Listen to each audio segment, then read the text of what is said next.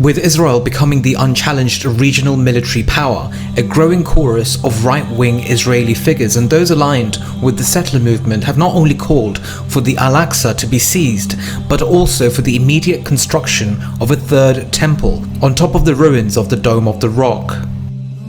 Prophecies of the end times emboldens these fanatics. They believe the Jewish Messiah can only come if the third temple is rebuilt, and for that to happen, Israel must be accepted in the region.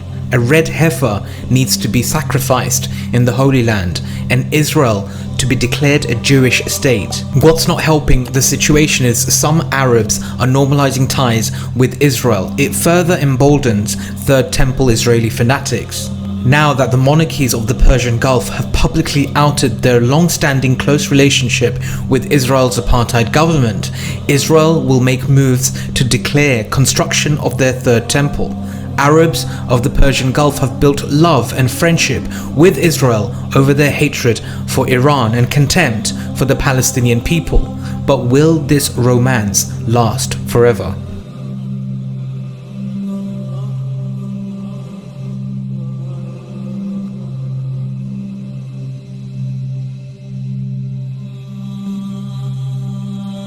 Most of the mainstream media tries to make normalization between Israel and the Arabs look peaceful. But remember, the force behind Israel, which is the Antichrist, has a PhD in deception. In reality, the so-called normalization process only emboldens Israel, gives power to it, and only benefits Israel for their own political and religious gains, not the Arabs.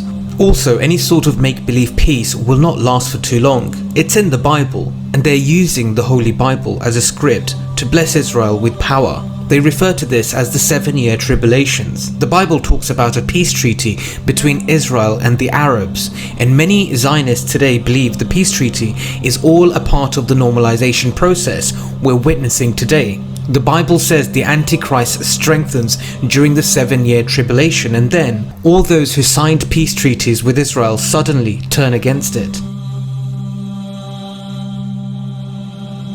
Thankfully, not all Arabs have signed treaties with Israel, and many Muslims detest the idea of forming ties, especially due to the brutal oppression of the Palestinian people by the apartheid entity. انتقلنا إلى التصهيون العربي لما احنا نشوفوا دولة عربية في ظرف وجيز بعد مرحلة التطبيع. الآن هي مرحلة التصهيون. عندما نرى الدولة العربية يصبح الممارسات الصهيونية وهذا التوسع والتمدد الصهيوني داخل تلك الدول حتى أصبح الممارسات العقدية التلمودية الفن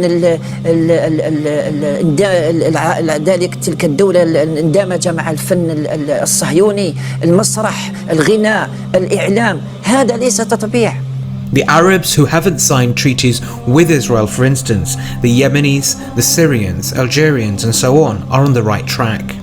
Because Israel will soon behave like the United States in the region by establishing bases in the Arab world and changing regimes whenever it suits them. It's all about absolute power, absolute control and authority over the Arab and Muslim nations. I say this because it's already happening. In April 2019, Abdel Fattah al-Burhan stopped following orders and began calling the shots. The man who'd long been one of Omar al-Bashir's reliable generals was now telling him to bring his 3 decades in power to an end. After Bashir's overthrow, Burhan was sworn in as Sudan's interim leader and was tasked with chairing the Joint Military-Civilian Council to steer the country towards democracy. But now he's dissolved the council, becoming the de facto head of Sudan.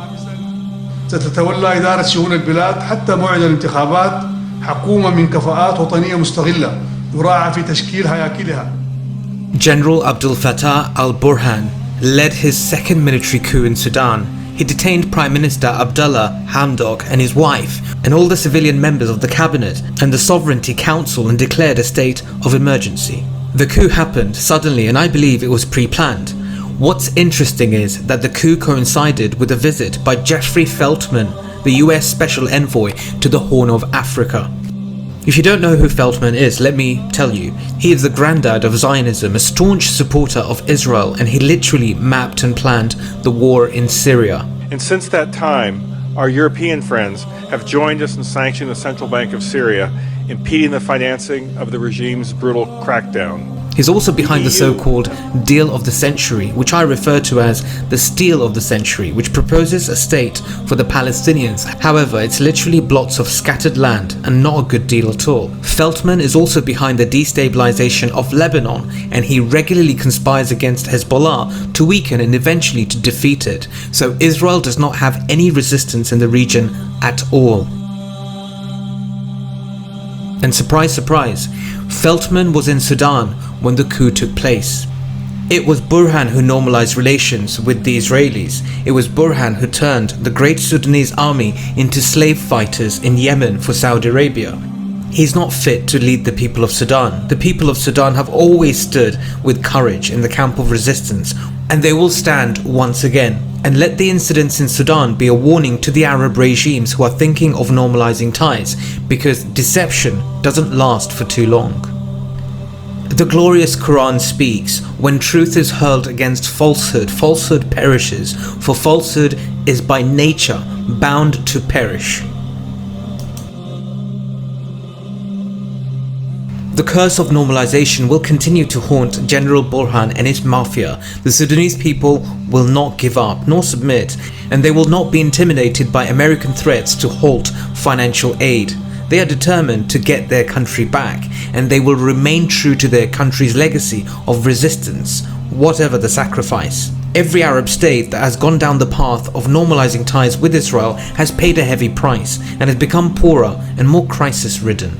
It might be all glitz and glamour in the United Arab Emirates and Bahrain for now, but soon Israel will start asking more, and if these regimes refuse, Mossad will certainly start planting puppets and causing political turmoil.